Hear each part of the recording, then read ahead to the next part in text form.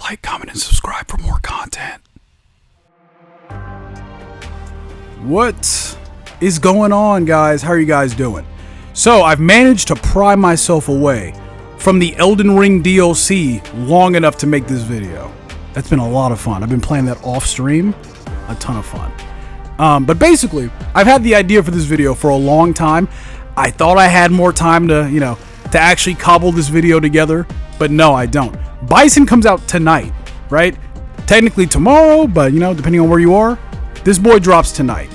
The turnover between Akuma and Bison, insanity. I don't know why Capcom decided to do that. But this video is going to be a report card of year one of Street Fighter 6, right? How well do I think year one or season one, whatever you want to call it, right?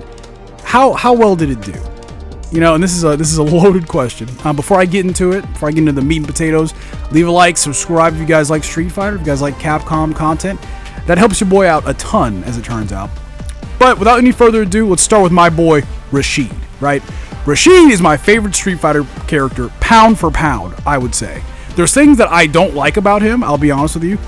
His version of in Street Fighter 6, being the chief among them, I don't like the way Rasheed plays in this game. He plays kind of obtuse, but he's still really good. He's still one of the better characters in the game. And we're finding that out now, actually. This week, people are finding all kinds of cool Rasheed things. And you're probably like, dude, but hasn't Rasheed been out for a year? You are correct, audience. He has. But since Rasheed has been out, the only thing people have been really doing with him has been his level 2 super, right? He throws the big tornado out, and he basically, that's his I win button, right? Rasheed becomes a god in neutral while the level 2 super is out, right? Anything Rasheed does is horrifying and scary, right? But as it turns out, he has a lot more sauce as a character, when you decide to venture out of the level 2 super, right? He has a lot of interesting combos. I believe K-Brad, a couple days ago, he said that Rasheed is such an interesting character in this game, right?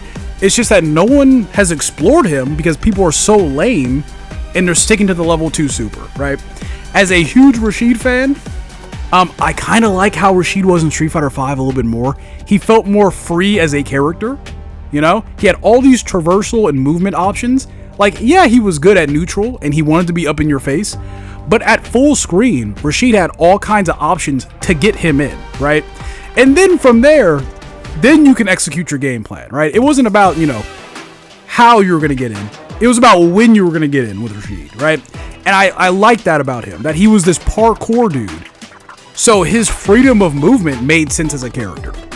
But all in all, I do think Rasheed was a hit, especially now, right? At the beginning of Season 2, people are saying that he's upper A tier, right? Mostly that's because a lot of the S tier characters, they have dropped a little bit, and Rasheed can contend with them now. But you know what? I digress. Moving on from Rasheed, a couple months later in September, we got Aki, right? And Aki is just better, sexier Fang, right? She really is. Everyone loves Aki. I think she might be the most popular character, aside from Akuma, to launch in year one, right? She's quirky, she's crazy. Dude, you know me, man. I love a crazy woman. A treacherous, crazy woman. That's my... Woo-wee. I love that. But yeah, I like Aki quite a bit. Unfortunately, when she launched, she was not very good. Which, you'd be forgiven having mistaken that because, day one, you had dudes like Justin Wong just laying it down with Aki. But she was a struggle character. She was a lot, you have to keep track of a lot of things. Her poison mechanic, you poison people and then you hit them with another poison move and it causes this explosion called a poison blossom, right? Really interesting mechanic. She just came out a little undertuned. In the Season 2 patch, they just gave her nothing but buffs. She's a way better, way more fun character now. People are tearing it up with Aki. She's not a struggle to play as much anymore. I would say she's dude, I don't know, lower A tier? She's really good right now, right? By the way, if you guys hear a noise in the background, that's my fan. I have the fan on right now. It's really hot over here, right? You're probably like, dude, what? Captain Firefeet, he gets hot? I do. It's hot as balls over here, okay? Bear with me, please. So moving on from Aki, we have Ed, right? The unfortunate thing is that between Aki and Ed, there was a 5-month-long period where we just got nothing but Avatar costumes, right?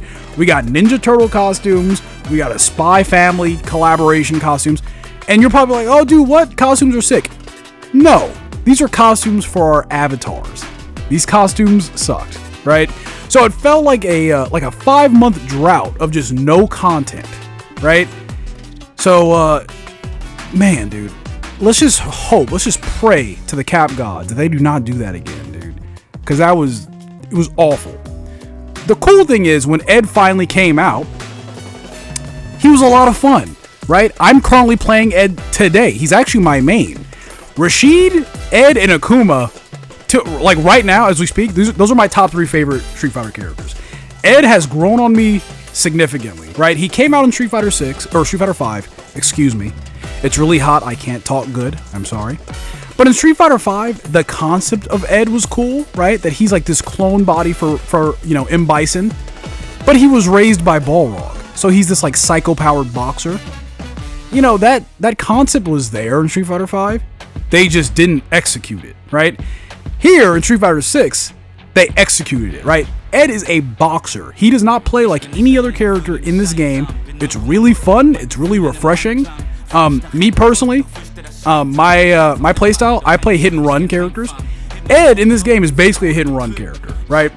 You would expect a boxer to be really good up close. He's actually really good from afar. He's an outboxer, right? That's a real thing, by the way. Outboxers, they annoy you from far range using like jabs and like long range pokes to tire you out. So then they can, then lay the smackdown on you when you're tired. That's what Ed does in this game with the assistance of his psycho power, right? So he's this really interesting mid to long range character who wants to eventually work his way in and do damage, right? And spoiler alert, he wasn't that good when he launched, right? He's still not very good now. I play him because I genuinely have fun with him. And I like his backstory as a character. He didn't get any buffs or anything during the Season 2 patch, weirdly. I think they made his jabs a little bit better. That was a big complaint that, the one boxer in the game sucks at jabbing. So they made his up-close jabs better. By a little bit, I think. But recently, people have discovered the desync combos, right? Where just like Rasheed, my other favorite character, Ed has some saucy level 2 super shenanigans, right? He can do these really cool, really high damaging level 2, psycho orb combos, right? Where you're just ping-ponging your opponent off of the psycho orb. Dude, it is the coolest thing, man. Dude, I've landed this in training like once. I cannot land this in an actual match to save my life. I will one day though, because these are so sick, right? Just looking at it, right? Dude, if an Ed player, if they hit you with this in a match, just let them win. Okay, you're probably playing a better character than he is. Just let him win, because he's working hard, okay? And then last but not least, the last character of Season 1, or Year 1, the finale, the one character that everyone was looking forward to, was Akuma, right? Akuma was the last character, and for a lot of people, he was the character that he was the capstone of Season 1. Everyone was looking forward to Akuma. He was the big character, and he did not disappoint. Historically, when Akuma is in a Street Fighter game, I cannot play him. I am garbage with Akuma. The only time I've ever been decent with Akuma was Street Fighter 3, right? Third Strike, my Akuma is decent, which is funny because he's not that good in that game. He's like maybe A tier, mostly B tier, right? Street Fighter 6 Akuma, he's just Akuma's greatest hits. In my opinion, this might be the best version of him. People are saying that he's up there with Luke as like the best character in the game, right? One thing about Akuma in the past 2 games, Street Fighter 5, Street Fighter 4, Akuma was a Vortex character in those games, right? Yeah, he's like Ryu and Ken, he's a Shoto, he has all their tools, plus a couple more things, but his whole point as a character was to put you in a situation where you have to guess, right? And then that situation will lead into that same situation again, right? Where you have to guess, right? And, the Akuma player, they'll get guaranteed damage, yada, yada, yada. I'm not that good with that stuff. I'm horrible with Vortex characters. Akuma's not a Vortex character in this game. They got rid of his Demon Flip grab, right? He does have a command grab, but it's baked into his teleport now. Now Akuma in this game, he can just maul you, right? He has one of the fastest walk speeds in the game. Yeah, he has the lowest health in the game, but it doesn't matter. He's the best at everything. The only other character that can contest him is Luke, right? So if you guys want some, easy lead points, jump on ranked, because there's gonna be an army of Akuma players, and I guarantee not all of them know what they're doing, right? From what I've heard, I don't play ranked like that. Honestly, I have a couple platinum ranked characters.